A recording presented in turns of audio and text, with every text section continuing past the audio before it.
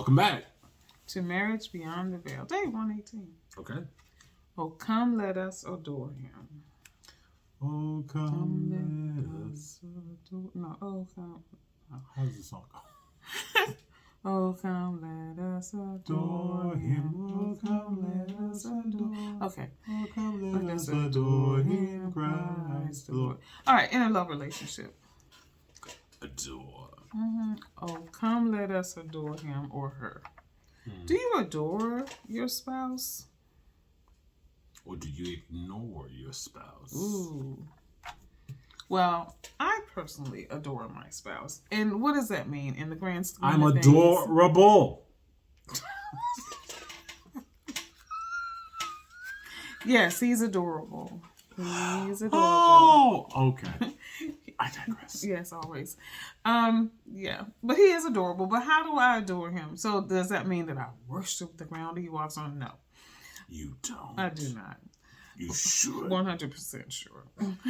But what it does mean is that I do things to make him feel special.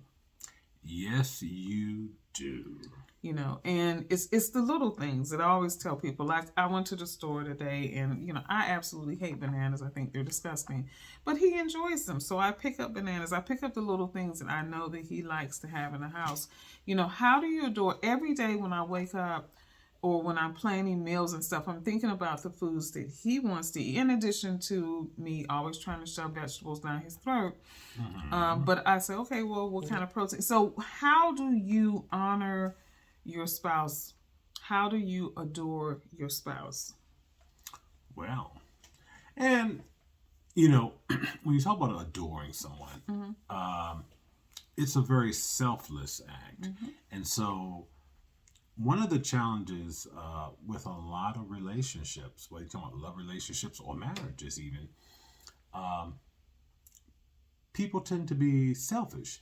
They tend to look at things from their perspective, what they want, what their priorities are, as opposed to what would my spouse really appreciate? You know, how can I make my spouse journey more enjoyable, more, you know, more effortless, those kinds of things. But I think by virtue of our humanity, people tend to think about their own needs first and foremost. And so to really adore someone, you have to be intentional about getting beyond you being the priority and making someone else the priority. And that's a choice. And, you know, it's so easy to do that with children because they're so little, cute, and cuddly, and adorable, and they need a lot of stuff. But when you start to look at an older person, well, you can get that yourself or you can do it yourself, but that's not a selfless act. Right. You're right. You know, tend to look at like the helpless ones, you know, oh, well, they need it. But grown and rusty folks, get it yourself. Right. Yeah. But again, making the person that you love a priority, right? And feel special. Not to the point that you're neglecting yourself. Right. I want to be clear about that. Not that your focus is all about someone else to the point that you are, you know, it's detrimental to your own well-being.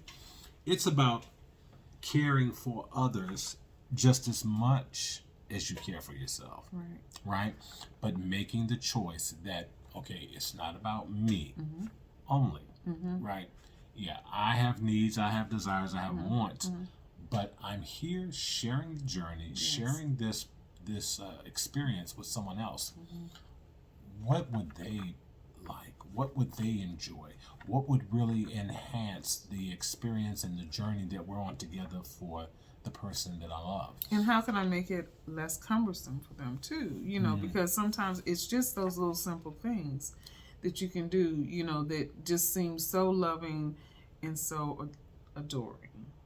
Yes. And it helps. It does. If you're like me and just simply adorable. Until tomorrow, if the Lord says this. Have a good evening.